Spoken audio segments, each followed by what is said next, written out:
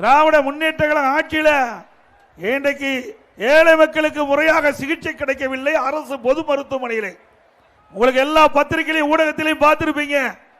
இன்றைக்கு சீர்காழி அரசு மருத்துவமனையில் அந்த மருத்துவமனையில் ஏழை குடும்பத்தை சேர்ந்தவர்கள் தான் அங்கே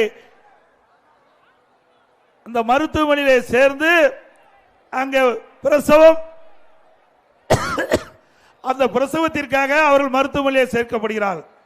அப்படி 27 கர்ப்பிணி பெண்களுக்கு தவறான ஊசி செலுத்தி இன்றைக்கு உயிருக்கு ஆபத்தான நிலையிலே இன்றைக்கு பார்க்கப்படுகிறது.